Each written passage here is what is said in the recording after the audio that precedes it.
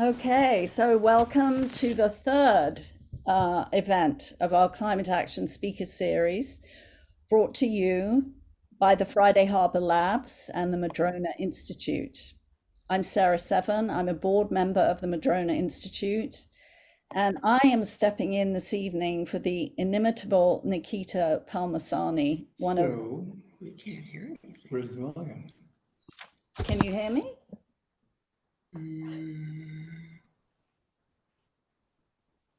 I'll keep going.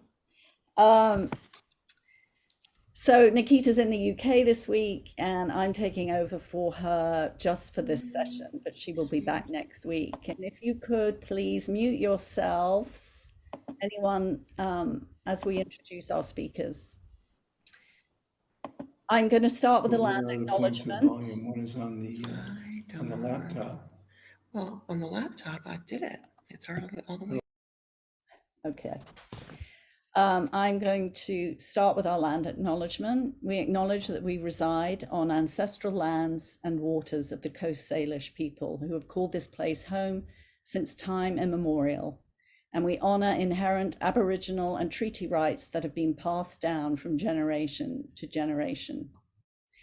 And at Madrona, our commitment to the recognition of and respect for the Coast Salish culture is demonstrated by our operation of the Coast Salish Youth Stewardship Corps, our support for the tribal canoe journey on visits to the San Juans, and our advocacy for a Coast Salish cultural center in the islands. You do that? Do you click the NDO?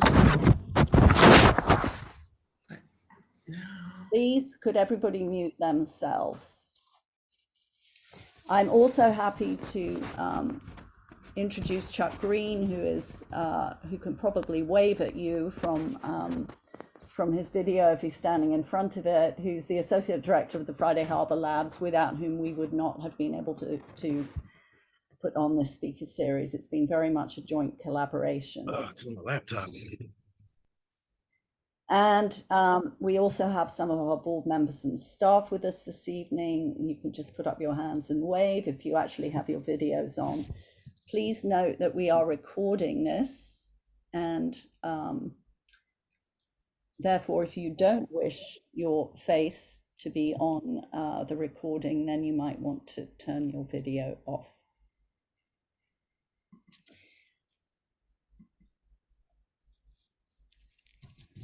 So it is now my great pleasure to introduce Senator Lovelett, who is going to introduce this evening's proceedings. She has been our senator since 2019, and she has a goal of promoting environmental stewardship, balancing community growth and economic vitality, supporting rural issues, and finding solutions that put people first. And she's helping make Washington a sustainable place to live and work. Liz is the vice chair of the Environment, Energy and Technology Committee, which of course is totally relevant to tonight's talk. She serves on both the Housing and Local Government and Transportation Committees, and she co-founded the Ferry Legislator Caucus to advocate for much needed funding and improvements in service, and was appointed to the Joint Legislative Audit and Review Committee, both of which are bicameral and bipartisan. And I probably missed one out too, Liz, I'm sorry. Her expertise and collaboration have resulted in the passage of legislation to set guidelines for boaters to protect Washington's southern resident killer whales. I know that is a topic that we feel very, very strongly about, but also to promote energy efficiency improvements in commercial buildings, expand access to safe and affordable housing for farm workers, and increase access to the special supplemental nutrition program for women, infants, and children, and much more. Most importantly, Liz is a mother, a sister, and a daughter of Anacortes residents, and she's owned and operated a business and likes to hang out with her kids, hike, and sing in her local band, which was something new that I discovered about you. So please join me in welcoming Senator Lovelett. Thank you so much for that introduction. I'm really thrilled to be here with you all tonight. The one thing I would amend to that incredible introduction is that when we redid our community or our committee organization structure in the Senate, I actually now chair a committee, the Local Government, Land Use, and Tribal Affairs Committee. And so that's incredibly relevant to tonight's conversation, because that intersection of the way climate change impacts the way we deliver housing, the way we deliver infrastructure, and the way we deliver community economic development in our businesses is incredibly important as we create the new climate future that we're heading towards together. So I'm excited to be a part of this one in particular, because this year we managed to get a bill to the finish line after many years of work. House Bill 1181, sponsored by Representative Davina Dewar in the House and myself in the Senate, to ensure that all GMA planning counties and cities in Washington state are now accounting for climate resiliency in their comprehensive plan updates. So what does that mean, and what does that look like? Well, over time, we know that transportation is one of our biggest emitters. It's one of the main ways that we get carbon into the atmosphere. So the way that we develop our neighborhoods, the way that we connect each other via bike lanes and public transit are crucial to delivering on the carbon reductions that are necessary. I'll have a bill coming forward again next year that has to do with creating an on-bill financing model as championed by OPALCO around being able to deliver meaningful appliance, window, and insulation upgrades to middle-income people across Washington state in a method that ties it to their property rather than to their person. So say I needed to get windows and doors, it would come as a front-loaded loan. The work would get done, and then I would pay it back as a modest repayment on my utility bill.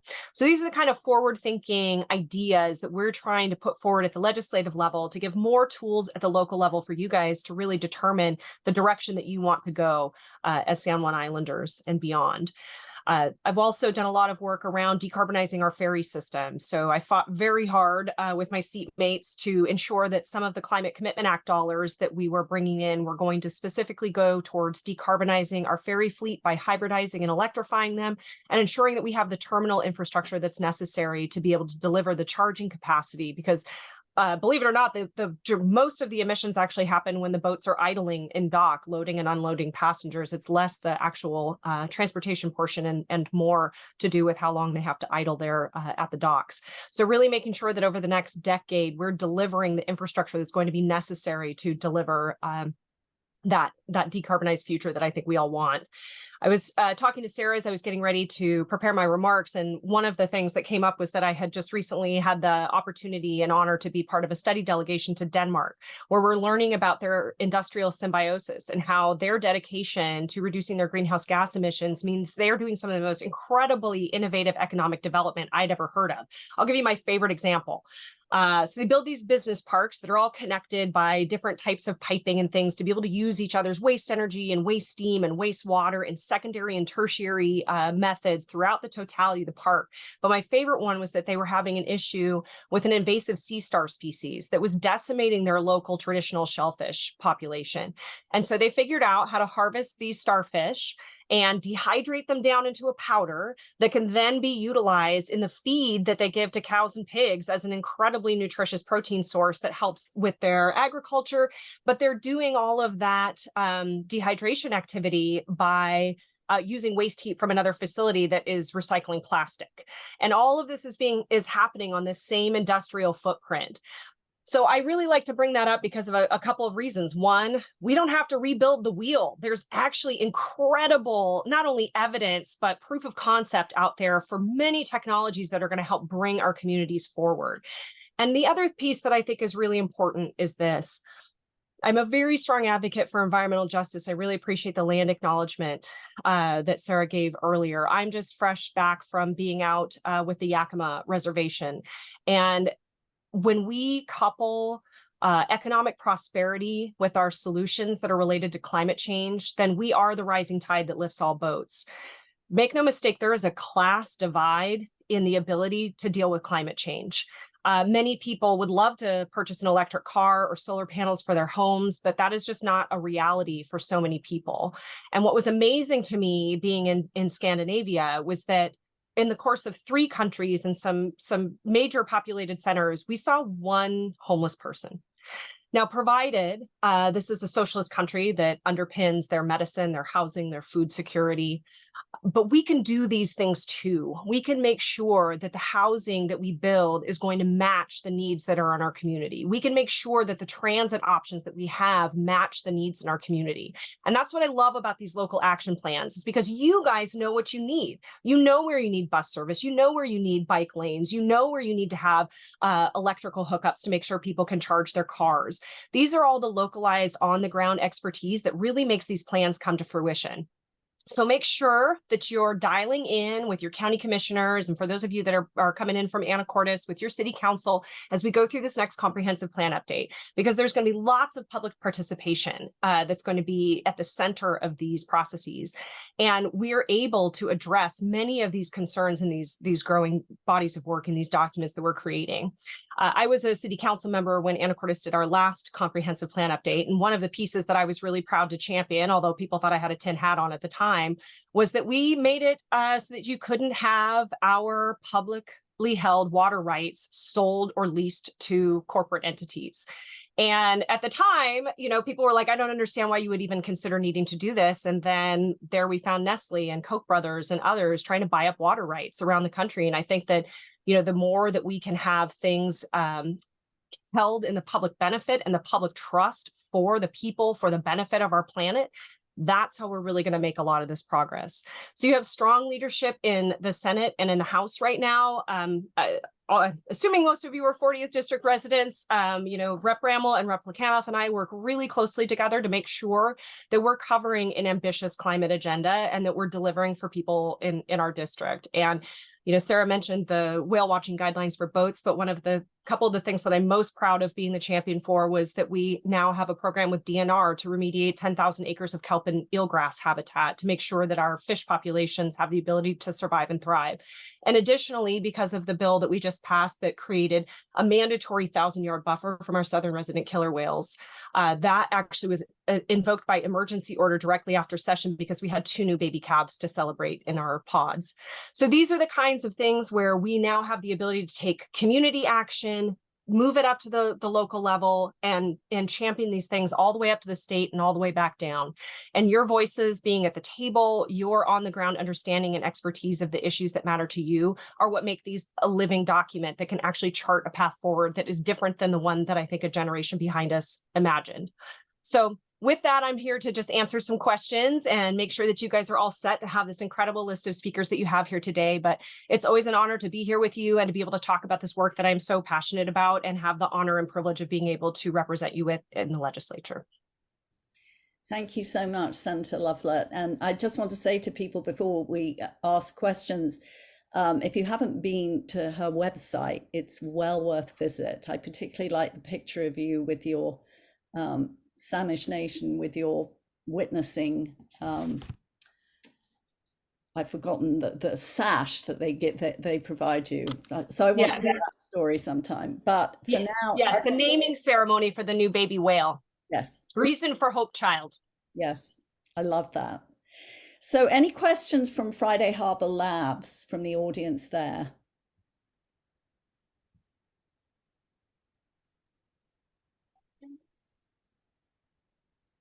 No questions on our end. Nope. Anybody else with a question? You can unmute yourself. Andy Finley, I see you shaking your head.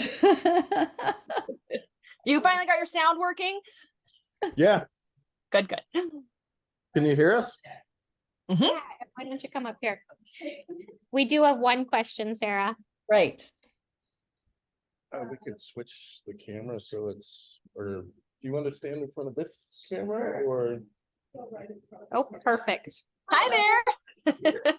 Emily, and obviously I'm very interested in outreach education, specifically regarding marine mammals and protection, their protection. I'm wondering, are there any methods that are in place, or being planned to make sure that this information is reaching citizens and local communities? Because I think there's a certain layer, a certain degree to which, okay, it reaches certain people, but for my communities, often this the entire information and what's actually being done. So I'm wondering if, what's being put in place to make sure that all these citizens are able to access this information.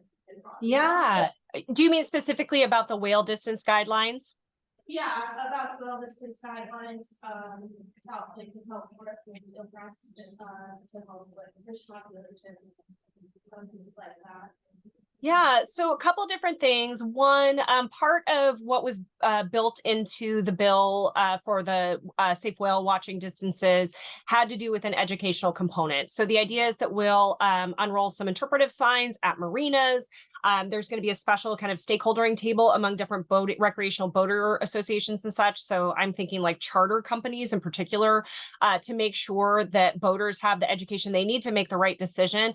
You know, one of the main criticisms that we heard during the hearings for the bill was, well, how is anybody ever going to know what 1,000 yards is? And I think the point of picking a number that is that large is to say, if you can see them, leave them. Right? We don't want people around them, and especially when they have these new babies. So I know that there's going to be a lot of education and outreach that is coming forward, both with Department of Fish and Wildlife, and then as we unroll the kelp program through DNR to make sure that people know how to do the right thing. I mean, what I found more than anything was that most people do actually want to do the right thing if they're equipped with the right information to be able to make good decisions. So the hope is that we'll get it out there, and also with the help of partner organizations like yours, where you can help be educating people about where they can find good information. That collaboration on the community level is really key to making sure people get all the information they need. Thank you. So Andy, you do have a question. Yeah, Henning is here. Henning.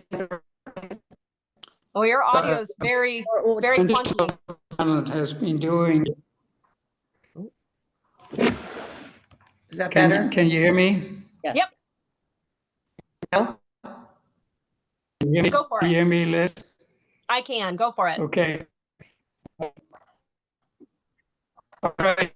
We are doing a survey on public transportation, actually on transportation in islands. I am on transportation, but your audio is very garbled. You might want to just put your question in the chat. Can you do that? Yeah, and then I'll be happy to answer it. But yes, I am on transportation. So if you can, Henning and Andy, if you can get that question in the chat, I have a quick question, which is, where do you think, Liz, with all this money that we know is coming in from the Climate Commitment Act, more than we expected, there will be opportunities for this community to apply for funds for certain projects. Where are the projects that you think we would have the most opportunity as a county? Yeah, I mean, it's kind of the bit larger directive of the Climate Commitment Act is that the projects need to have a demonstrated ability to reduce greenhouse gases. So my sense is over time, what we're going to be looking at is creating different funding buckets within the Department of Commerce to be able to have both, nonprofits and other sub-agencies be able to apply for certain categories, but also, having small grants for businesses and things to be able to get the technology that they need to decarbonize as well. So right now, because we have only done one budget with some projected numbers, we have not refined those buckets more, but now that we're finding out what the revenue is looking like and what the needs are, we'll be refining those so that we can get around the gift of public funds issue, like the legislature can't directly appropriate things and give it to people. But we do want to make sure that we have good funding categories set up within the Department of Commerce so that we can make meaningful investments. And then additionally, I think supporting the tribes in the efforts that they want to do on the reservation, that's another way that I think we can be collaborative with what it is that they need in order to meet the climate goals that they have within their own nations. So another question from Sue Skillman from Guaymas Island. She said, bids for electrification of Washington State and Guaymas ferries are likely to come in higher than budgeted, higher costs everywhere, of course.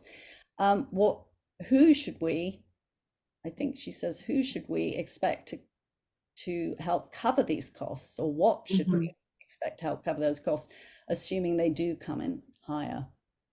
federal? Yeah, I mean, so we did just update, I have to bifurcate the two because the county ferry situation is very different than the state ferry situation. So the county ferry monies are coming from grants, and most of those grants are occurring by virtue of that ferry being electric. So we got a lot of federal support. There was some Inflation Reduction Act money that was going into that in addition to direct appropriations out of the Climate Commitment Act. That said, most of the ferries have been operating at, the San Juan ferries do pretty well at about 80% fare box recovery for operations. But keep in mind, that does not cover vessel procurement. So that just covers staffing costs of keeping the lights on at the terminals and making sure that there's staff and personnel on the vessels. The Guimas folks on Guimas have been experiencing a really hard time with the rate increases that have been suggested by the county. And the county had been experiencing about 45% fare box recovery. So that was a number that they had let stagnate for some time. And, sometimes there's that big painful push to make sure that that they are collecting enough to be able to run the system. That said, we're trying to help out in other ways to make sure that families aren't feeling that pinch. I know on Guimas, they were working on creating a low income fare. We were really proud to roll out the Kids Ride Free program to make sure that kids no longer need to pay to ride the ferries. And I'll be bringing forward a proposal this next session to make sure that kids on all county ferries get to ride free, because they were the one group that didn't expressly get named. So everything costs more. The other thing that we did was we put out a new procurement bill. So it used to be that we had a made in Washington preference, but if the engineer's estimate came in 5% over what our state engineer came up with, we had to throw out the bid and start all over again. Well, we can't wait any longer or extend the deadline any longer for when we need to get new boats. We need them now.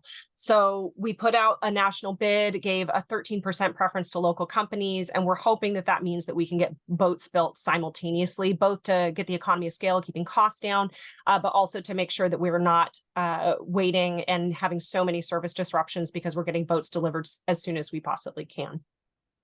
Okay, thank you. So I've got a couple of questions that I'm going to fold together. So the question from Henning actually, and also from David Robinson. EV public transportation in the islands, it's really, really important. David Robinson says Anacortes and the SJIs have very few public EV charging stations. Adding new ones is complicated by various jurisdictions because we have Washington State ferries, we have the counties, we've got the Port of Friday Harbor. Yeah. How do we make this happen?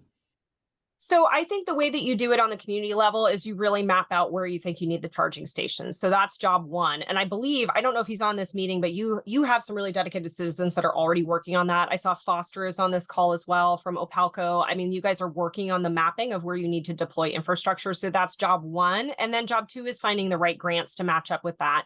I just recently had PSE out in Anacortes doing a bunch of tours to say, hey, here's where we're going to need a lot more power load because we're going to need to be charging this ferry here and this ferry here.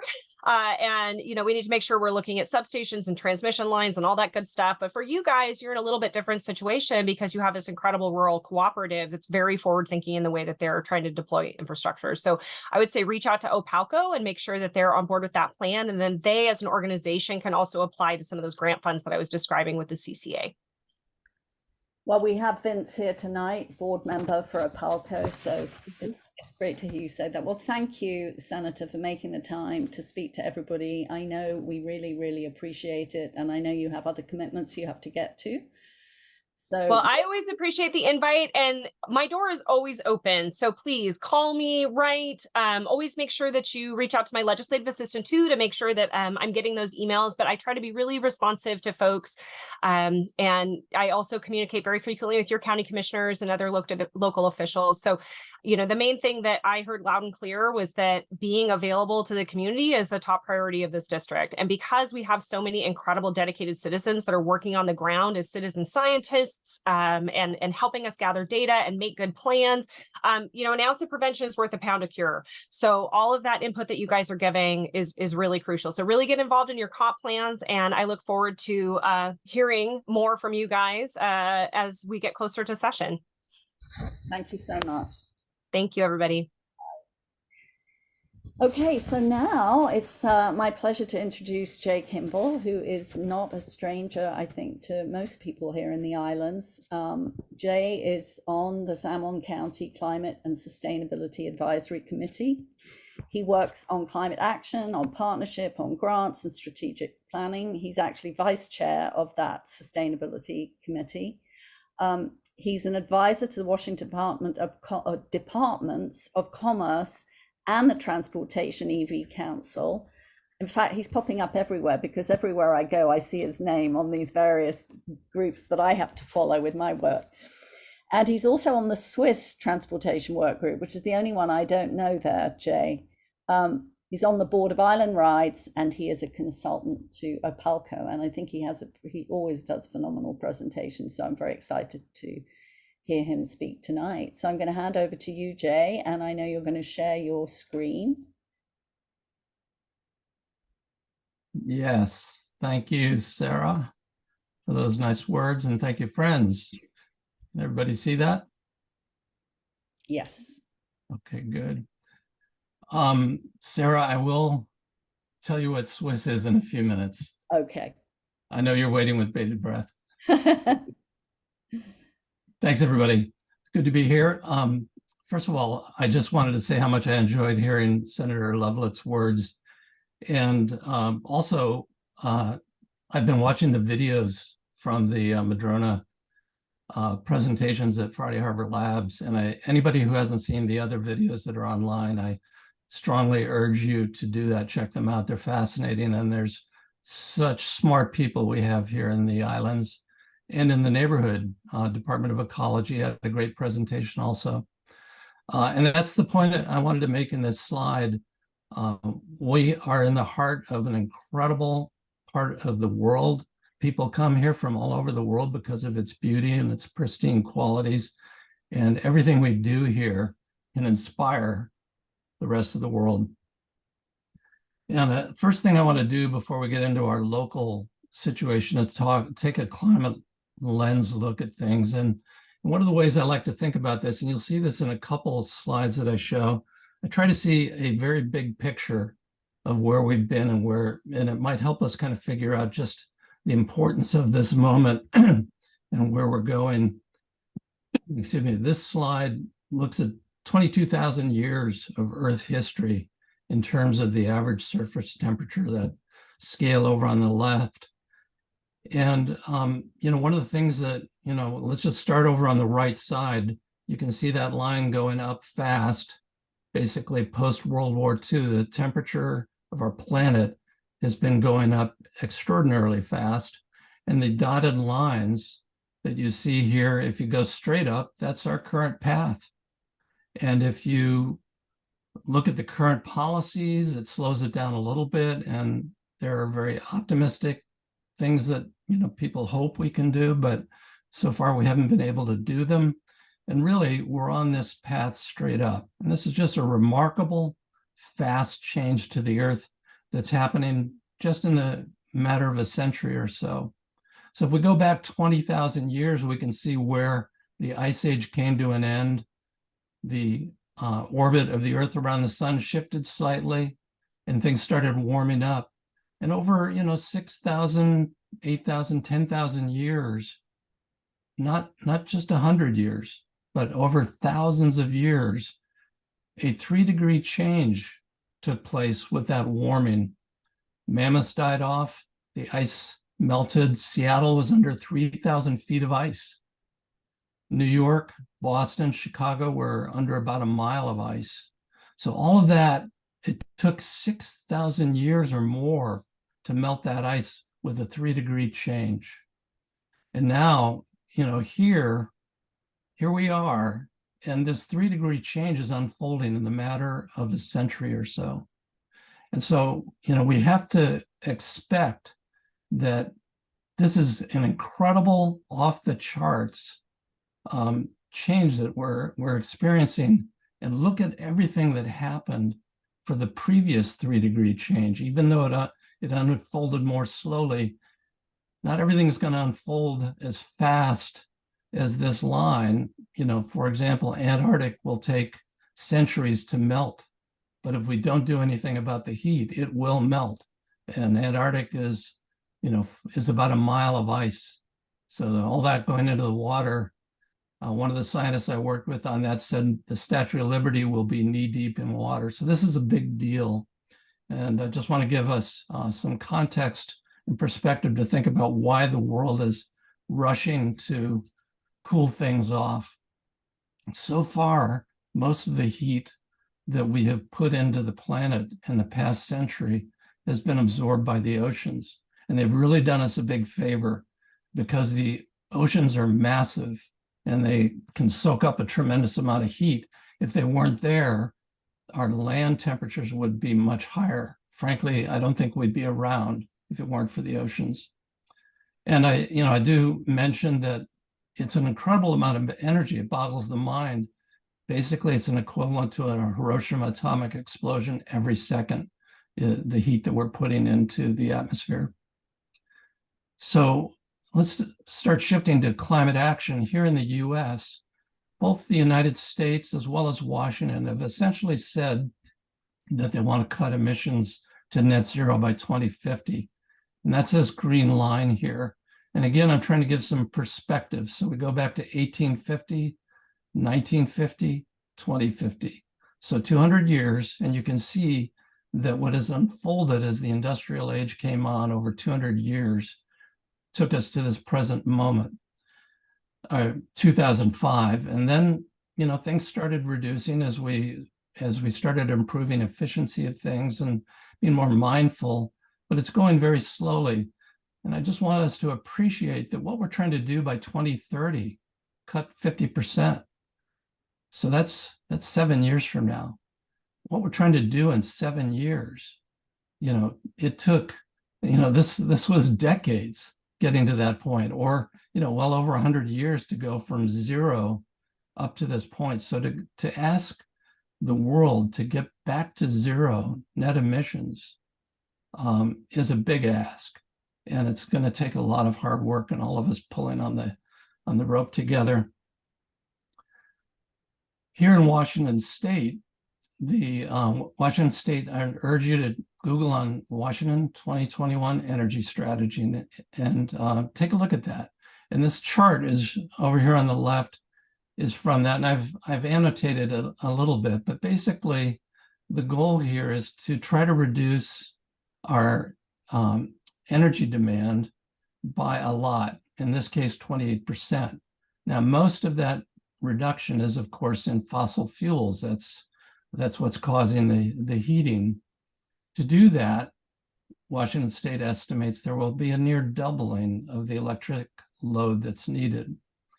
And so, some things to keep in mind, this effort to decarbonize is generally relying on electrification.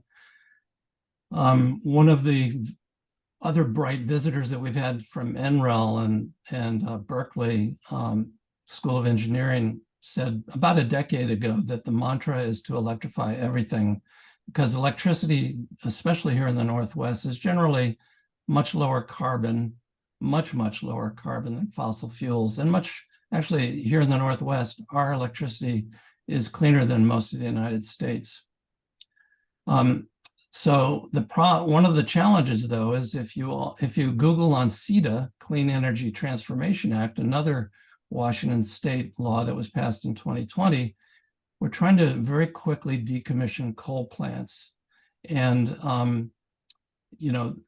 this is a quick change. So we're already starting to clean up our electricity, but the problem is we have to replace that coal with clean things, so like solar and wind.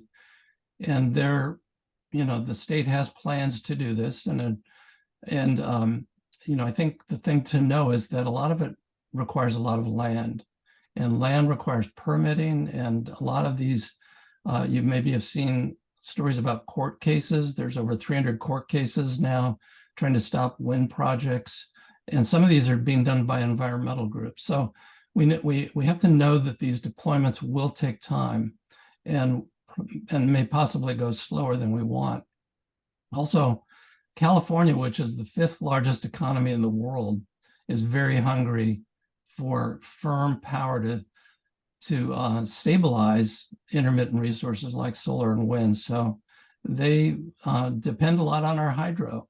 And, you know, we're a good community here. So California also sends a lot of their solar up here when we need it, and it's abundant down there in the summer times. But in the winter times, a lot of times California needs our hydro. So there's a lot of challenges. There's millions of acres of land will be required.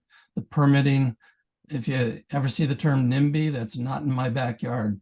A lot of people very much for the transition to clean energy systems, but they just don't want to look at it. And also federal and state financial assistance will be needed. And you know what? I got to say, Washington State is one of the best states. I've been so impressed with the Department of Commerce and the Department of Transportation grants that places like OPALCO and Island Rides have been taken advantage of. So let's bring it here to the county.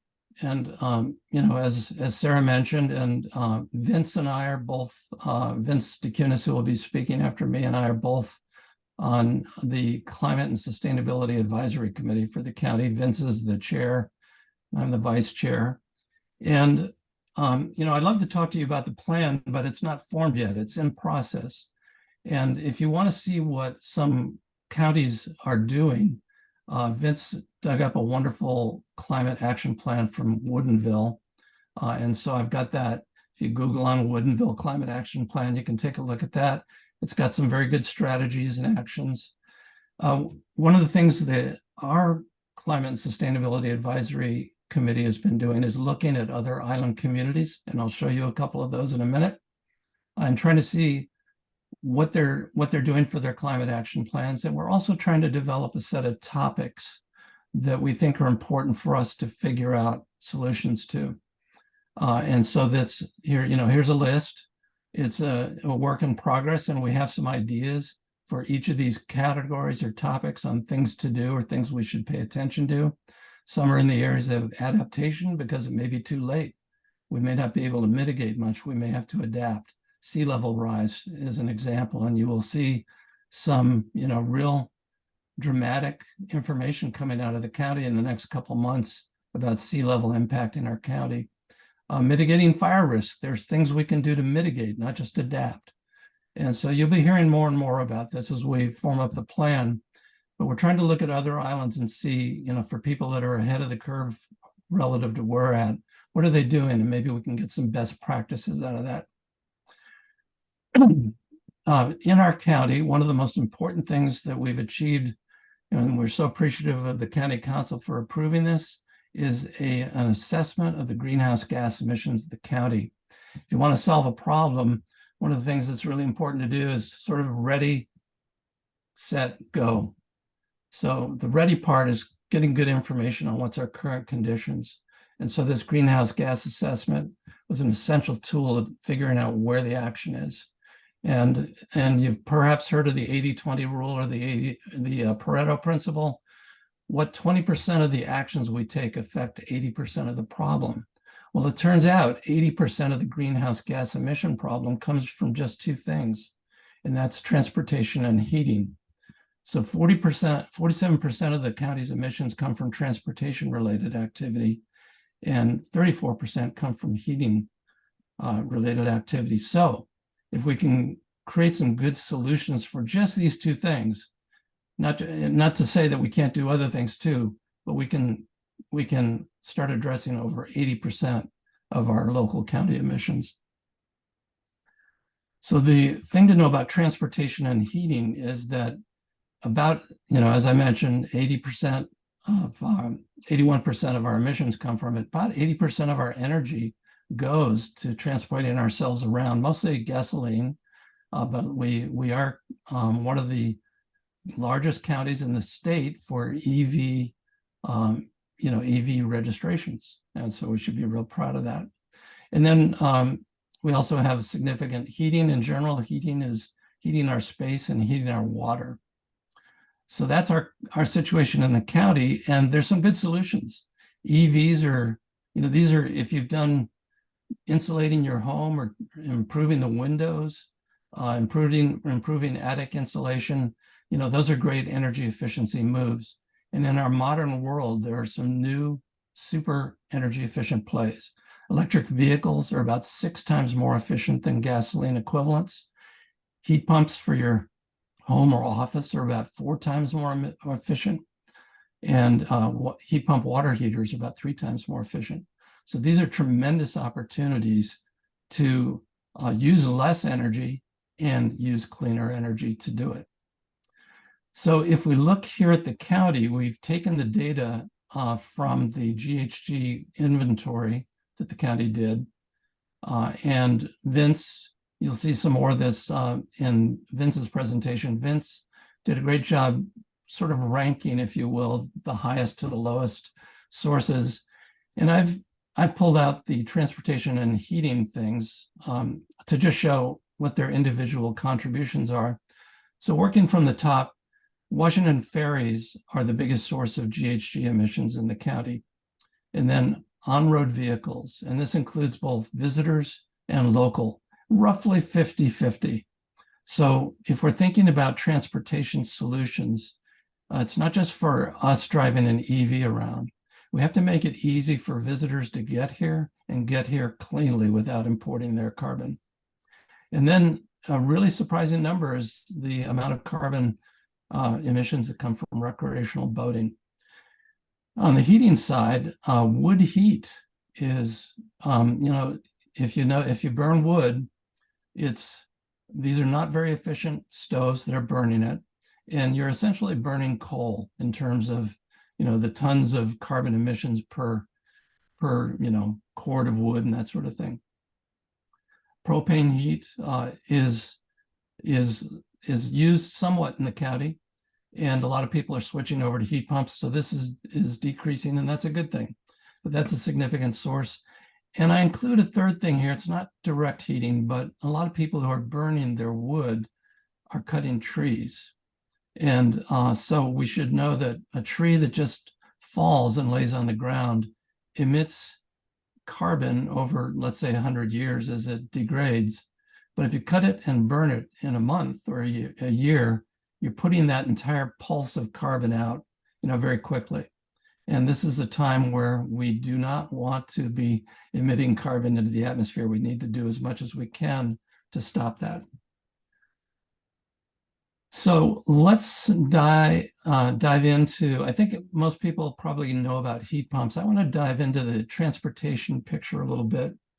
And this is just a picture of a number of new clean electric transportation things that are available today or forthcoming.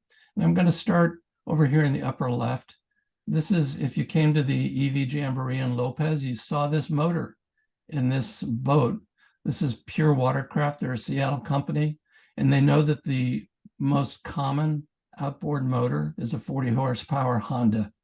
And so they're making an equivalent. This is a 40 horsepower drop-in replacement that's electric. And I've ridden in these boats. They go very fast. They're very quiet. They're very exciting. There are walk-on ferries in Europe that have solar rooftops. And certainly these ferries could move us, at least on the inner island, quietly and quickly and cleanly. There are bigger electric ferries that could move us to Bellingham and Anacortes and Victoria. So these things should be considered. These are walk-ons, so no cars. But if we could get people, instead of driving to the islands, visitors, driving, instead have them walk on an electric ferry, that can help. There's also new kinds of ferries coming out, a ground effect ferry that floats just over the surface of the water. That's good because there's a very low friction, so it doesn't use as much energy as an electric ferry. This electric ferry, again, tries to lift out of the water using hydrofoils and use less energy. There's also float planes. This float plane is being developed in Seattle. This is an electric float plane. We've got electric buses at the Lopez and Orcas schools from grants that came from the Department of Commerce. Thank you, Washington State. And we've got electric shuttles that are not in county yet, but certainly if we want visitors to be able to come here without a car, we want to be able to have public transportation so that they can go from the ferries and to the tourist sites and so forth And so that locals who can't afford cars and maybe are too old to drive or can't afford the insurance or are teens. If you look at Martha's Vineyard, they have 32 bus shuttles, half of them, 16 are electric, and they're most used by teens and seniors. So these are some of the solutions that other island communities around the world are exploring or using to reduce their carbon footprint. Let's take a look at some of the islands. Now I've got a video running here. This is Nantucket, and it's going to move slowly at first, but this is basically Nantucket on a Saturday in July, starting at 6 in the morning. And you're seeing how many people are arriving to the island and departing from the island minute by minute, and the net change of the population relative to 6 a.m. And you'll notice the population here says 38,000. Now the population of Nantucket in the winter, like us, like our county, is around 19,000. But it doubles or triples in the summertime. And so anyway, you're seeing here this map. And I should mention that San Juan County has access to similar data. Anybody who has a cell phone or a credit card, their information is private, but you can tell that a cell phone from a particular place. So the map is moving out to the full United States, and you can see these cell phones that are arriving and departing from Nantucket are going to and coming from different parts of the country. And so you can start to get an assessment of where our visitors are coming from and going back to, and how much money they spend here. And I'll show you some information about that shortly. I'm going to go to a different picture of Nantucket. I'm going to let that video run, but I just want to show you a couple of things. This chart in the lower left, starting from January 2014 to January 2021, actually 2022, you can see that during the winter, the population falls to just below 20,000. And then in the summer, it doubles or triples, currently over 60,000. And this is really valuable data for us as we think about how to deal with visitor traffic and carbon emissions associated with that. And are they coming here by plane or boat? These lines here are planes. The little circles are the ferries. And these dots here are them moving around in their cars or taxis. And speaking of taxis, this little picture over here is dozens of taxi companies on Nantucket. And that's because it costs a lot of money to get to Nantucket on a ferry. So a lot of people would rather walk on rather than drive on, and then take a taxi or an Uber or Lyft. They have taxis, Ubers, and Lyfts, and they have bus service. So you can see we're halfway through the day, and they've had 3,000 people depart and 5,000 people arrive. A net 2,000 people have come on the island since the morning. So the population has swelled to 40,000. And this can go on. I'm just going to cut ahead a little bit. And let's see. Sorry, maybe I can't. But anyway, long story short, I think it was 4,000 people transited the island one way or the other. Salt Spring Island we've looked at. This is a wonderful island. They have an excellent climate action plan. I recommend you look at it. Just Google on Salt Spring Island climate action plan. And this is just a picture of their Salt Spring transit.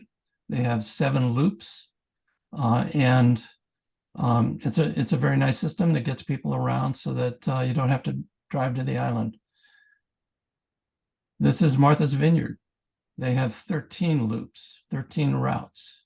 And as I mentioned, they have 32 buses. Half of them are electric, a very popular service. And again, it's very expensive to get to the island if you want to drive. So a lot of people walk on. They also have Uber and Lyft and lots of taxi service. And this is us. We have limited taxi service. We have no Uber and Lyft. We have a really nice rental company, M&W, that mostly serves San Juan Island. And they have interest in, and they have a few electric vehicles, and they have interest in getting more, and maybe there's something that we can do to help them with grants. But the data you're seeing here is the similar data you saw for Nantucket. using mobility, so GIS data for mobile phones and credit cards for visitors. You're seeing year by year how many people come and visit in which months. And, this is a lot of, so half of the on-road emissions come from folks coming to the islands. Down here, we see that they stay for, 1 day, that's the purple, or 6+ days. These are the big ones. So a lot of this may be day trippers that walk on and go to San Juan Island, or commercial vehicles that are making deliveries and that sort of thing, or us. So anyway, us being visited by friends and that sort of thing. Most of the people are coming over here on the left, we see, from Washington State. And so maybe this is an area, if we want to start getting people to come here more cleanly, it might be an area, if we focus on one place, it might be Washington. And the top spending is done by Washington State visitors. So, if we're looking at economic stimulus for visitors, it's coming from, Washington State. And most people, the majority come to San Juan Island, followed by Orcas Island, followed by Lopez. The Washington Transportation Electrification Strategy draft has just issued, and I mentioned, or Sarah mentioned, that I'm on the EV Council, and this draft is a product of the EV Council's work with the help of Rocky Mountain Institute, RMI, who many of you may be familiar with.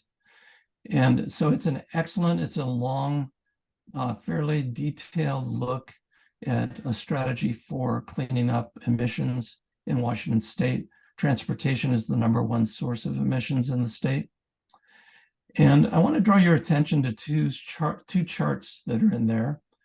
On the left here is the light-duty vehicle sales under Advanced Clean Cars regulation. And Advanced Clean Cars is a very fast transition to clean cars. And so you can see here we are in 2023, and our desire is to get electric as fast as possible. But even so, there's still going to be a lot of combustion cars. That's the internal combustion engine cars, ICE. That's the orange. So it's going to take years to get those out of the system. Sales. This is sales. So the average car lasts for 15 or 16 years. So a car that's bought, here in 2032 may be around till 2048, still emitting. So this is good, but we shouldn't think of it as done by 2035. The other chart I want to show you, and Vince may talk about this a little bit too, is there's a chart that shows all these electric vehicles charging during the day. And so 0 is midnight and 23 is 11 p.m. So this is the hour of the day. And you're seeing how many gigawatts of load for charging various vehicles. And you can see it goes down during midday, and then people plug in at night and charge overnight and then start driving during the day. So that's a very familiar cycle. And I want to point out to you, so the big blue is single family home with a level 2 charger. This orange is multifamily homes with level 2 chargers. The gray is workplaces with chargers. Public chargers is orange. And then this other blue is public DC fast charging. The green is medium and heavy duty trucks. And then this tiny little black line that I've circled is bus depots. And I just want to say, and I'll be bringing this up at next week's EV Council meeting, speaking as an islander, I want to see more public transportation. I want to see more buses and public transportation that can efficiently move people electrically and cleanly. And so I want to see this charging line getting bigger, because we don't all have to own cars. If we can have visitors come here, and old people and young people who can't drive, and people that just don't want to own a car or have insurance, we want to make sure we have good, clean, quiet, accessible, affordable public transportation. So we're in conversations both in the Climate and Sustainability Advisory Committee and Myself, through the Island Rides, I'm on the board of Island Rides. I'm also on SWIS, which is the Skagit, Whatcom Island, Snohomish, and San Juan County work group. And they have a work group on broadband, and they also have a work group on clean transportation. And so we're working in that work group to try to get better insight on how we can work together, pull on that rope together to have a unified public transportation system that allows us, if we want to go from our island home to Seattle or Portland or Vancouver or to Burlington, that we can do it conveniently, cost effectively, and cleanly. So we're in discussions. It's early days, but there's hope, and it's good to see our neighbors being willing to work together. It could be, buses may be old-fashioned. It could be that it'll be more shuttles, or maybe it'll be something like demand response microtransit, which is like Uber and Lyft, where you don't know when you're going to need it, but when you need it, you make a phone call and it shows up at your door in a few minutes. So that's something that's we're exploring, and it can make a tremendous impact on our carbon emissions. This is just a schematic diagram showing, some of the distances between various things here. And, if, I live on Orcas, if there was a way I could Uber or Lyft or shuttle to a ferry, an electric ferry that took me to Anacortes, and then an electric shuttle to the train station in Mount Vernon, and I go down to California to see my brother, or up to Vancouver for a concert, or to Bellingham, I should be able to do that. And I should be able to do it economically and conveniently without taking a whole day just to get to Bellingham. There's also interest in electrifying passenger ferries. Right now it's all car and passenger, but I think it's entirely feasible to have electric ferries that move at least between our islands, and then maybe later on places like Victoria, Anacortes, Bellingham, Seattle, slightly greater distances. Those are technically feasible today. And I'll just finish by showing this boatyard in Anacortes, the Dakota Creek boatyard. If you haven't gone by it, it's a great thing to walk by. It's incredible what they're building there. And there's no reason they couldn't build electric passenger ferries. They could build tidal generators, which we're contemplating. Vince will talk about this a little bit. This is a very capable boatyard. It's great to have folks like this. And, to summarize, I think all the things we're talking about are good for jobs, good for reducing the greenhouse gas emissions, increasing access to affordable and convenient transportation for everybody. And, I just can't emphasize enough how grateful I am to Madrona and Sarah and everybody for making this possible, supporting this, helping propagate the information, and happy to take your questions at the end. Thank you very much.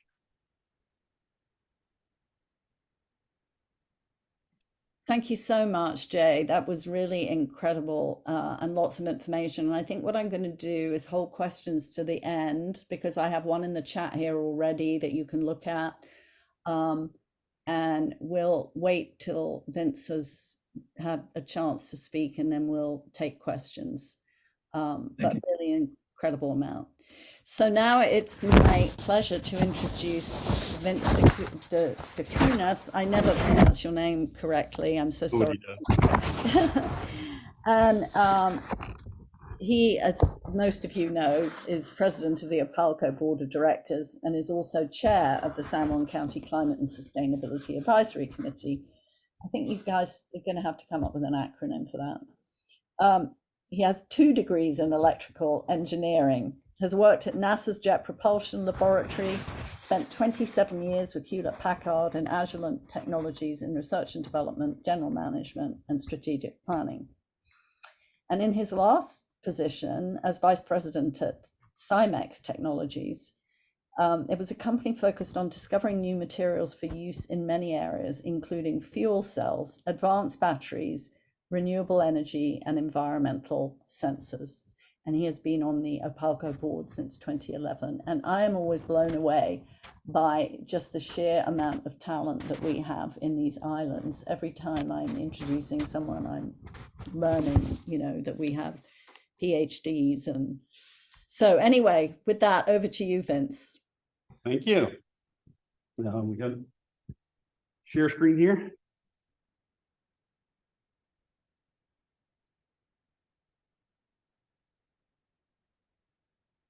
We're almost there.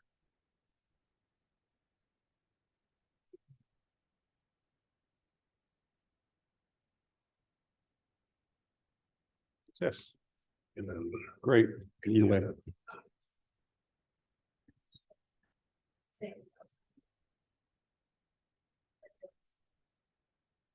And what do we have to do?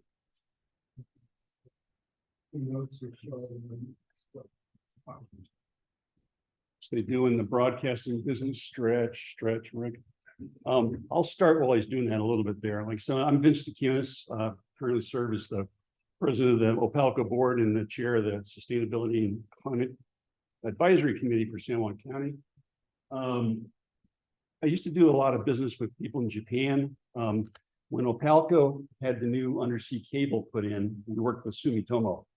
And I remember we had a celebration lunch when it was all done, and I kind of tried to dig into my Japanese a little bit, and I would go to them and I'd go, "Hajimemashite, watashi wa otaku desu," which, if you know what Japanese means, is "I'm very pleased to meet you. I am a geek."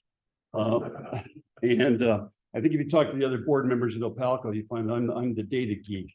So the little presentation I got here tonight is going to delve into what's the difference between the grand strategies that we've got in the 2050 end, and it's really those of us like in OPALCO that have to get down and actually make it happen. What's it going to take to see this thing through? And Still working on it, sir. we're still working on it.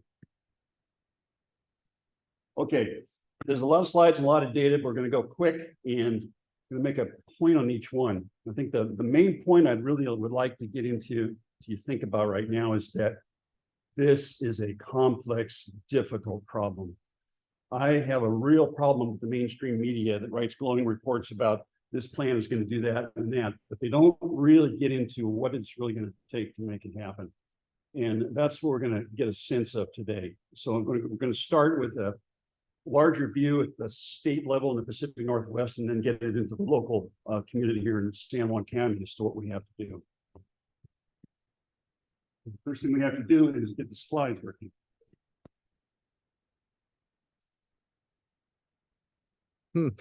Any luck there? Well, so it's working on their end. There's no option to mirror the display. So is the people in Zoom can see the thing okay? Yeah, All right, it's so just us. we'll go small and I'll speak loud.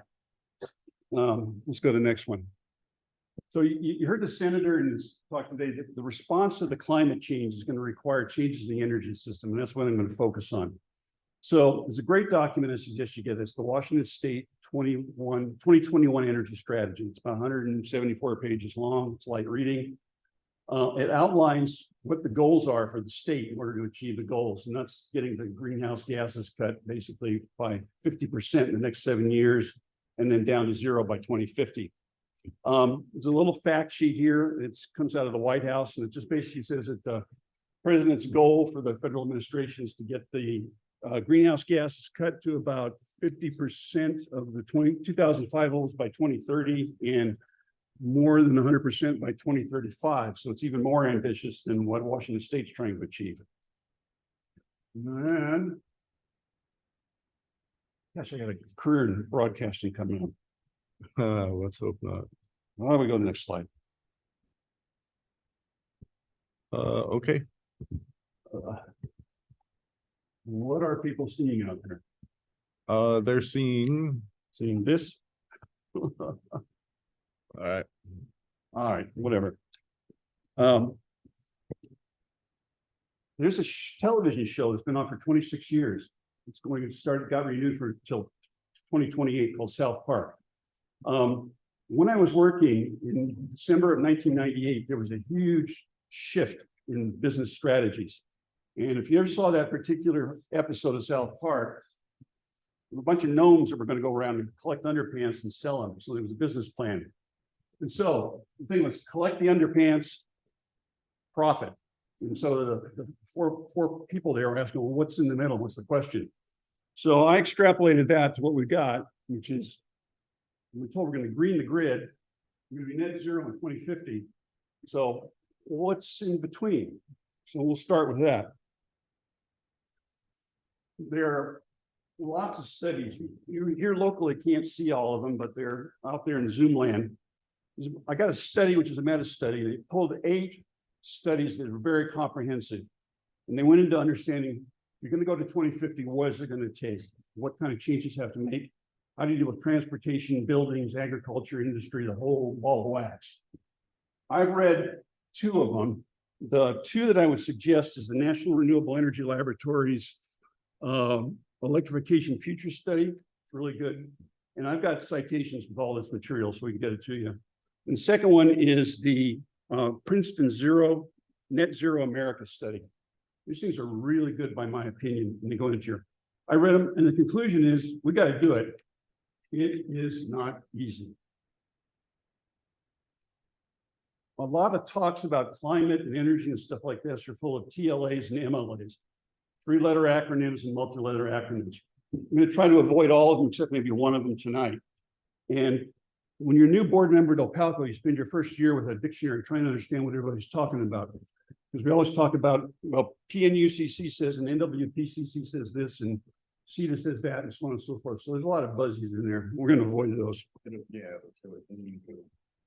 We've got to do a little electrical engineering. So I got to talk about power. That's watts. So voltage, generators, batteries, like a pump, gives you potential to move stuff around. Current flow, which is in amps, it's like water flow, and things that restrict it or resistance. And the product of the 2 are watts. There's a watt, a kilowatt, megawatts, a million of them, gigawatts, a billion, and it gets even bigger than that. In San Juan County, we consume about 230 million kilowatt hours per year. Really big number. The average house is 1,000 kilowatt hours a month, 12,000 kilowatt hours a year, or 1.2 megawatt hours. The major climate change legislation the Senator talked about is, one is the Climate Commitment Act and the Clean Energy Transformation Act. And one she had particularly proud of HB 1181. That's the one that's going to require climate planning to go into the comprehensive plan. And so we're talking about what are you going to do to reduce your emissions, and what are you going to do to make sure that your county is resilient to the changes that are coming down with climate change. And that's going to be due in June of 2035. So we're going to have a chance to get a lot of input into that. Maybe if we come out of presenter mode and just show it, like if you we escape. I think it'll, that way at least they'll be able to see it here, and they should. So out in Zoom land, the local people can actually see some of this stuff better. Yeah, that's fine for us too. Okay, let's just go with this. Maybe we can make it a little bit bigger too. Anyway, the goals, we got to get 45% below the 1990 levels by 2030, 70 below by 2040, and 95%. I'm kind of concerned the next 7 years, we got to basically cut 50% of what we're doing now in 7 years. And that don't work either. You're gonna have to double click on the slide. Yeah, you're gonna have to do this. Okay. Oh yeah, got it. Right. Okay. Department of Ecology puts out the actual greenhouse gas inventory of Washington State. The next one's coming out at the end of this year, but we're talking about roughly 100 million tons of CO2 equivalents is what's being emitted in Washington State. You can see the transportation, buildings, the biggest ones. Electricity is 21%, and the remainder of everything else is 14%. So San Juan County mirrors exactly what we have to do in the statewide. We've got transportation and buildings, the biggest emitters. CETA, the Comprehensive Energy Transformation Act, it's got some requirements. No coal. Coal's done by 2025. For your utility, you can't purchase any more power from coal. By 2030, greenhouse gas neutral standard. So utilities will be able to have to have 80% renewable energy by 2030. The other 20% can come from non-renewable sources, but you pay a penalty. So in 2030, price of electricity was about $50 a megawatt hour. We'll have a $80 per megawatt hour penalty for everything that's purchased from non-renewable sources. And we're supposed to be all clean by 2045. So the Pacific Northwest looks like this today. About 48% of it comes from hydro. Natural gas is 18%. Coal is somewhere in there, over there, about 2%. And things with the X's have got to disappear by 2030 and 2045. The biofuels, biomass is a question mark. They're still debating about whether that's going to be acceptable or not. It's actually more political than technical. When you're burning that stuff, you're emitting 2,400 pounds per megawatt hour, even if it's renewable. And this is Washington State. Same thing, about 53% hydro. Natural gas and coal, 21%. That's got to get replaced. So we got to find a way to make that happen. This is where the bad guys are now. So these are the coal plants in the Pacific Northwest, and those are the natural gas plants. Big one here is Centralia. That's going to close in 2025. This is what's called, the one in Wyoming is Jim Bridger, and one in Montana is called Colstrip. And those are not, Montana and Wyoming are not shutting those down, but we're not going to be able to purchase power from them. I hesitate to show this, but I'm going to do it for a second. It's called a Sankey diagram. Now, you may be familiar with it. A lot of people call it the snaky diagram because it's all twirling around and winding and stuff. But basically, the electrical generation, about 11.5 terawatt hours, trillion watt hours, big thing today. In 2030, we've got to get rid of the blue ones. By 2045, the petroleum and stuff. So we've got to take all of that stuff out of the energy system by the next time period. That basically doubles the orange box. It's going to have to grow to about 22 terawatt hours. Bonneville Power Administration is where we get our power today, 96% renewable. It's really clean. We've got to keep it that way. And we want to maintain purchasing that as much as we can. There's a cool little app called Electricity Maps, where you can go in there, click on any region of the country, go down a little bit, you can find out what the actual carbon emissions are in real time. So this one is clicked on, this is like Bonneville Power Administration, and it shows what the average was over the last 6 years. EPA totals about 130 pounds per megawatt hour. So every million watt hours they produce, they're putting out 130 pounds. 42 of it comes from hydro, and the rest of it's from the natural gas. Natural gas is about 1,000 pounds per megawatt hour, and coal is 2,000. Waste is about 2,400. So that's the stuff we got to avoid. This thing down here, nobody can see this, but it's got a lot of pretty colors on it. That's the complexity. It's 130 something utilities in the Pacific Northwest, and there are 38 what are called balancing authorities. What they do is they keep the system working. They have to make sure that the supply and demand meets exactly all the time. If it doesn't, things shut down, you get blackouts and stuff. The complexity moving forward is we got to get all those groups to coordinate with each other. That's got to happen. And there is no central agency for that right now.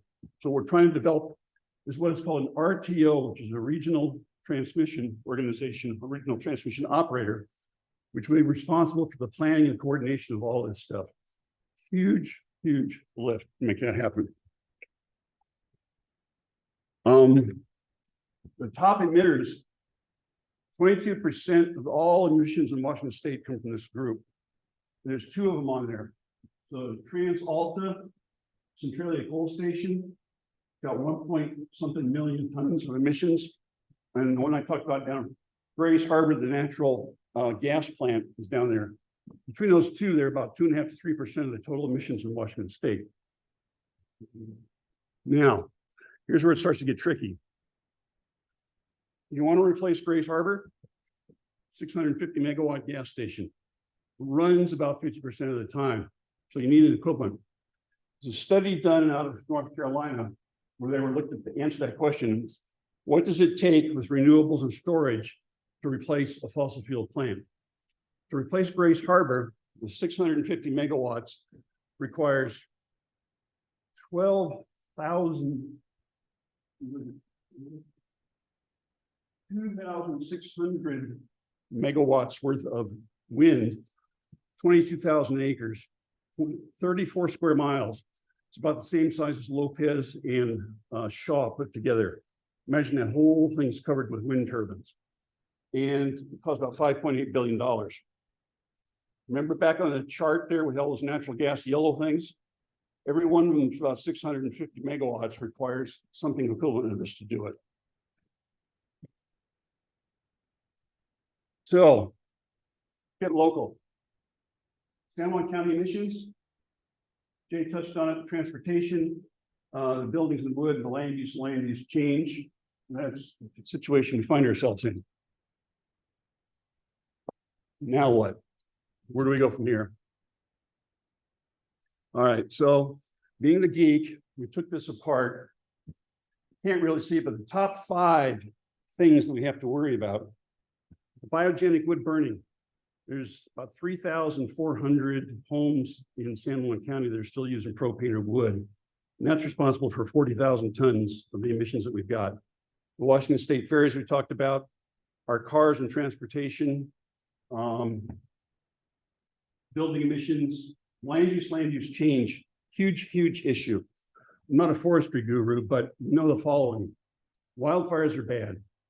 Typical wildfire, when it burns in San Juan County, releases 26 tons of CO2 per acre burned. When the trees are there, they're absorbing 9 tons per acre. So not only do you put all that stuff in the air when you get a wildfire, you're losing the absorption capacity too. So it's something we really got to pay attention to. We've got something like 2 million tons of undergrowth and stuff in San Juan County. We're gonna have to try and figure out what to do about that. So good forestry practices are so important for our future. Talk about OPALCO a little bit. Mentioned 238,648 kilowatt hours was in 2021. We got 15,500 meters, 11,600 members, 1,259 miles of underground distribution lines. It's about 40 miles of high voltage transmission. People say, well, why don't you bury that too? And the problem is it's just about $5 million a mile to do so. So if you got a spare 200 million laying around, we can do that for you. 25 submarine cables between the islands, 20 unserved, and currently we've got 657 members generating electricity. It's about 1.5% of our total usage right now. We want to see that grow. As I mentioned before, what happens over there affects us. We have a big extension cord that runs to the mainland with two cables that each run there. Each one of them is capable of handling 100 megawatts total load. And we try to make sure what we always wanted to have is for redundancy purposes, we want to have the county be able to run off of just one of those cables at a time. So keep that 100 megawatt number in mind.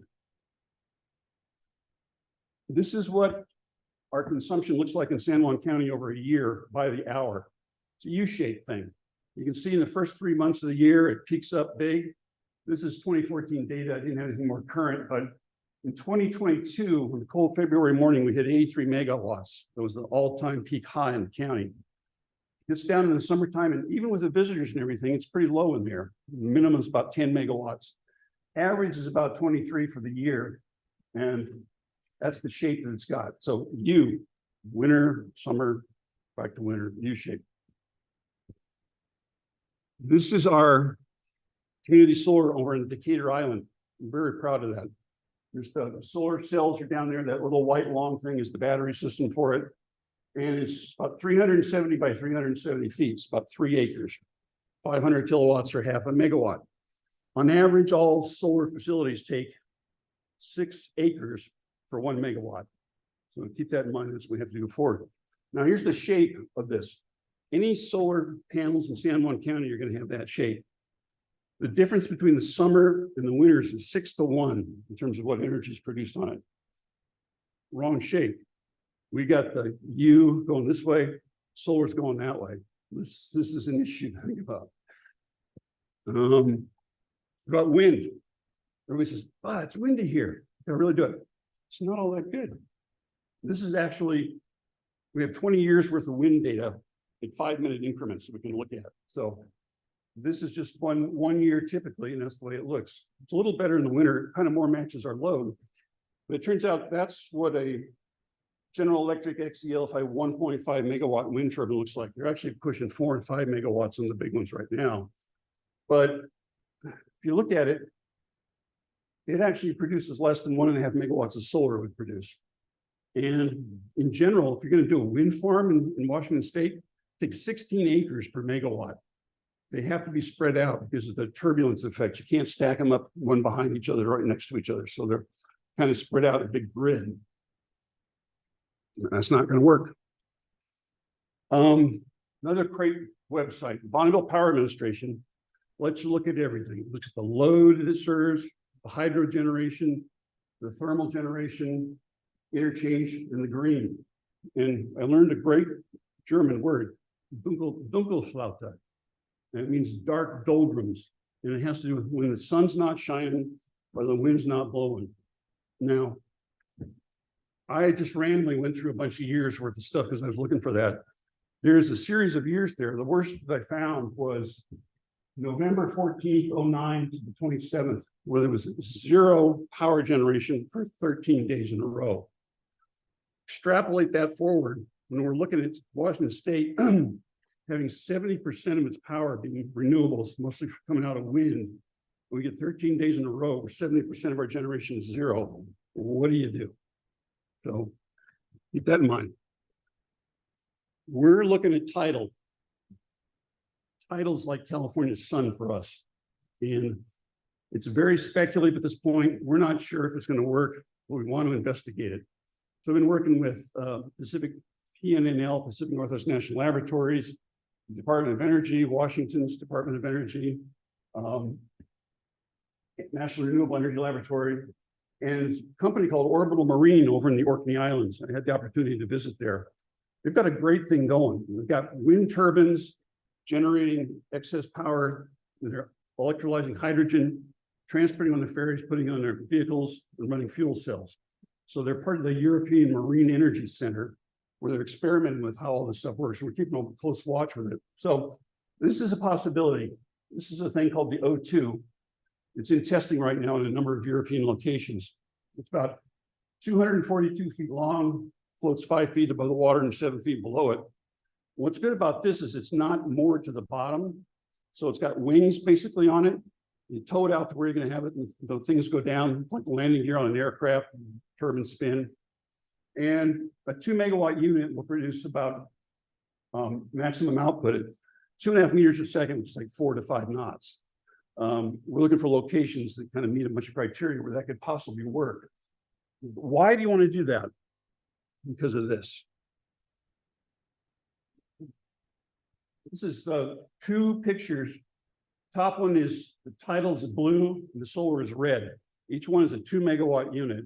It's the power output for the first 2 weeks of January, the first 2 weeks of July. And then the chart over here is the monthly comparison. If you notice, the blue line is about the same all the way along, and the solar does that inverted U shape where it's nothing in the winter and peaks up in the summer. The blue thing is a lot easier to handle from a utility point of view.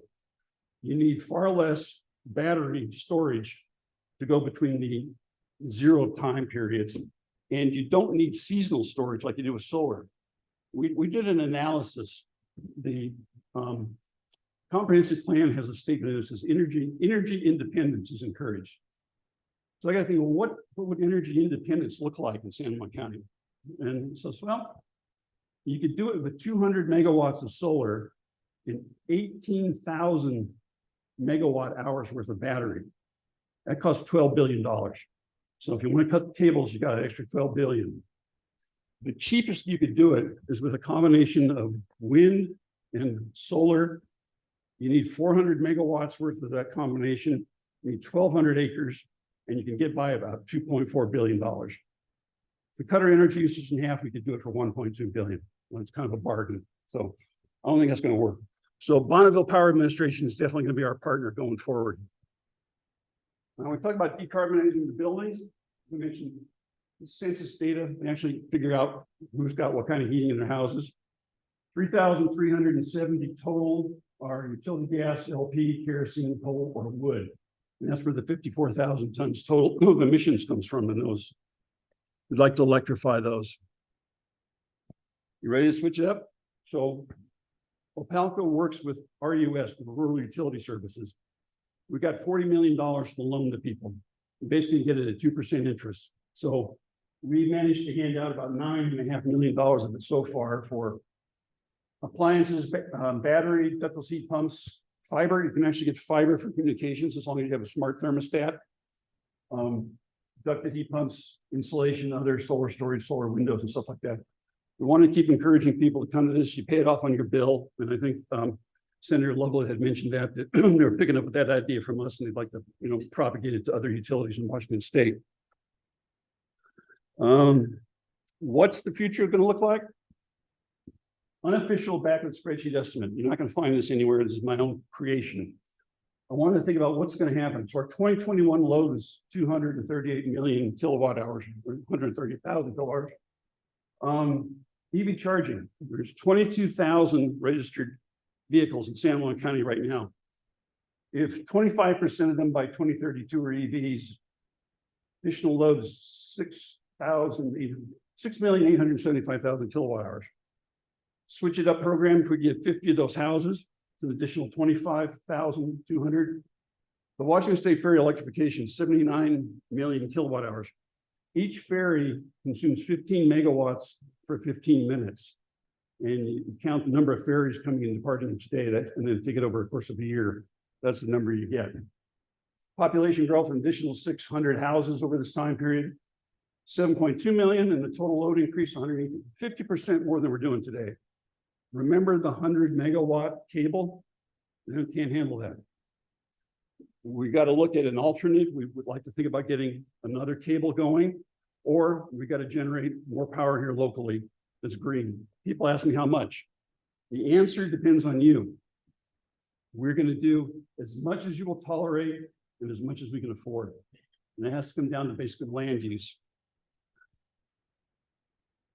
The Washington State Transportation at the state level, Jay showed this thing, 3,500 megawatts peak, 15 trillion watts annual load increase. So that's 11% on the peak and 14% annual load increase just for EV charging.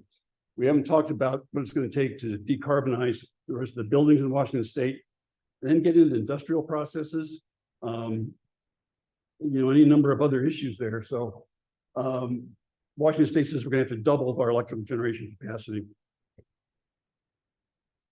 Big picture. So, all right, sum it all up. What has to get done? We've got to acquire a large amount of new renewable generation. We need to find land to put it. We need to build new transmission lines to move the power around. A lot of places where the energy is rich in terms of solar or wind, there's no transmission capability at that point. We've got to build that. Acquire a large amount of battery energy storage systems. These are the current lithium ion batteries are 4, 8, and 12 hours. They don't cross seasons. But the only thing that can do that at this point are hydrogen systems where it's a round trip efficiency of only about 50%. It's kind of the only game in town right now. Integrate large amounts of distributed energy systems. The local grid can tolerate pretty much get up to about 20% distributed systems. Above that, it gets squirrely. There's a lot of research that has to be done on hardware and software to actually make that happen at this point in time. And we need to create that regional transmission option. The transportation electrification document is out, it's available. There's a buildings one that's coming out, which outlines kind of what the plan is going to look like on that. We kind of outlined what we're doing in the OPALCO integrated resource plan. What are we going to do? Like I said, we want to incentivize conservation and efficiency. increase local generation for resiliency and as a buffer to market volatility. Post 2028, Bonneville Power Administration is going to provide us with about a little less power than we have right now at those rates. Everything that happens after that's going to be on the market purchases. And that means whatever the market happens. When it gets really cold snap or something like that, rather than $34 a megawatt hour, it's going to go up to $300, $600, $1,000 a megawatt hour. The more local generation we got, the better we can avoid those big things. Our cold February with that 83 thing cost us an additional $250,000 to pay for the power for 3-hour peak. OPALCO has a thing called its quick facts. Large numbers of these topics are covered in friendly detail, a lot more friendly and more understandable than I was doing tonight. And what else is there? I love this quote from Blaise Pascal. I made this presentation longer than usual because I've not had the time to make it shorter. Technology advancements, new battery chemistry, long-term storage, carbon capture. Pacific Northwest geothermal potential. East side of the Cascades are rich in it.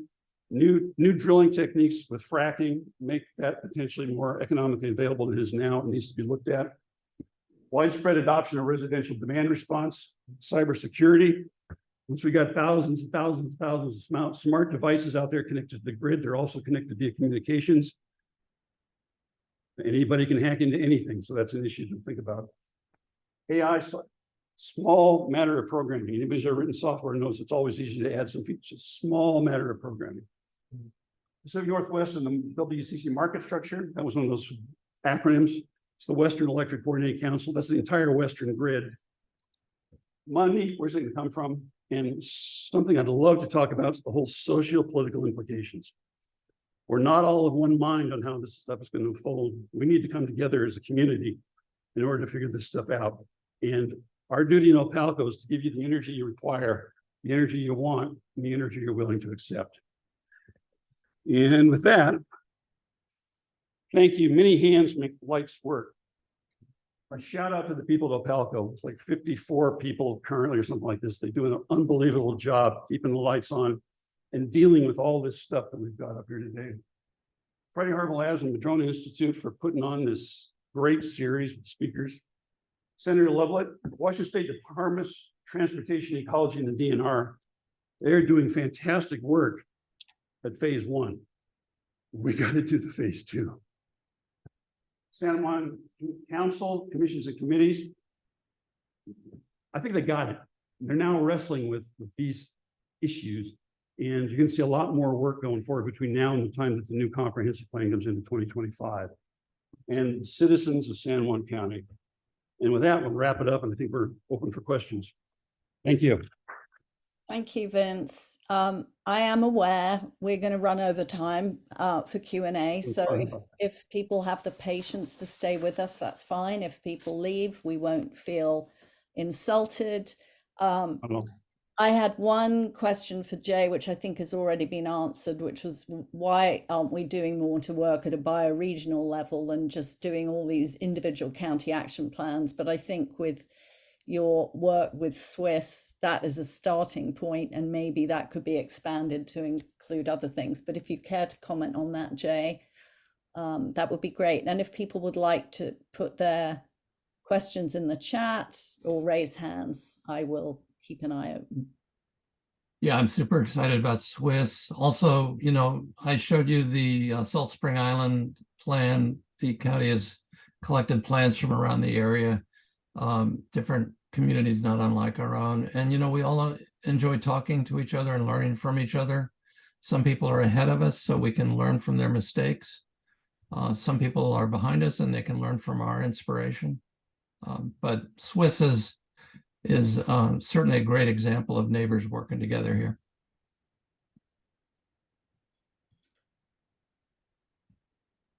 Any questions for anyone? One of the things I did want to mention to people, you know, on the EV front, with all that great data that Jay had, and with Jay and Vince, it's like drinking from a fire hose always, but I have one figure in my mind, which is that if you drive an EV in Washington State, because we have clean energy, you are and relatively inexpensive energy at the moment, you are driving for the equivalent of $1.50 a gallon, which is a great incentive for people, particularly right now.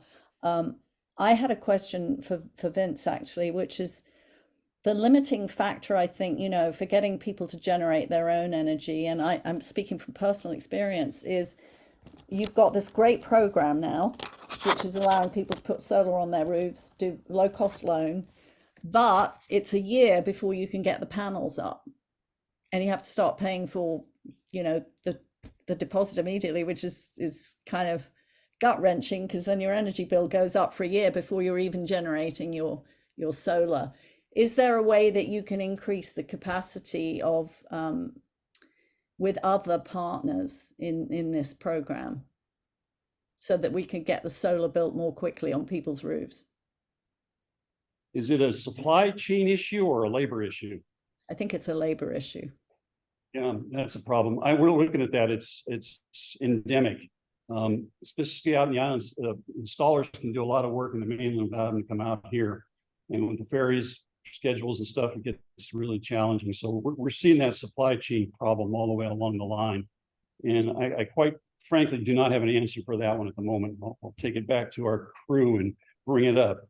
Yeah, because we know that, you know, equipment is there, it just can't be installed till April. Yeah, there used to be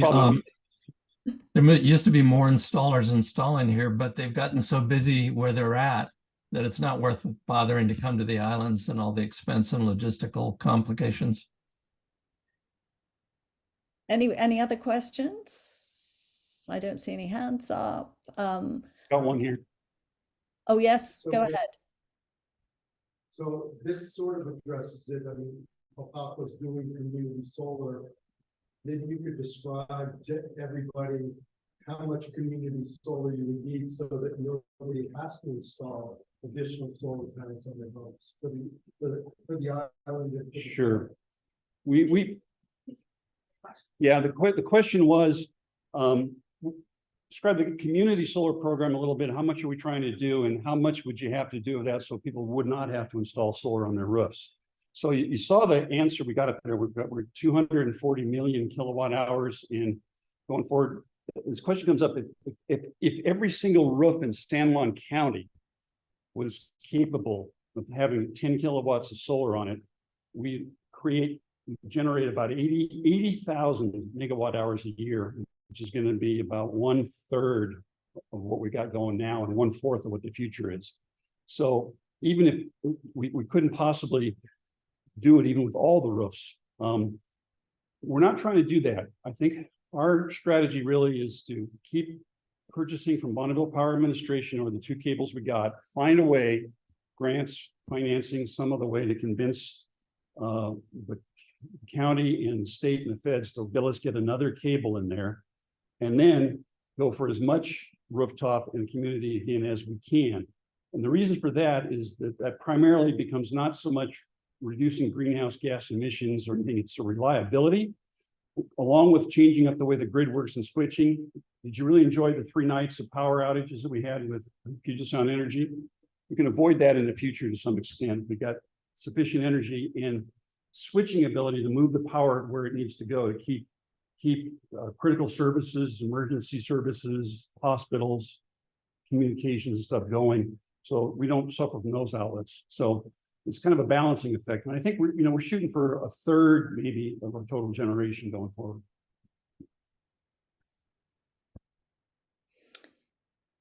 Well, if there aren't any other questions, I just want to remind everybody that we have one more in the series, one more event in the series, and Nikita is going to be facilitating that. That will be an in-person event, and it's a networking and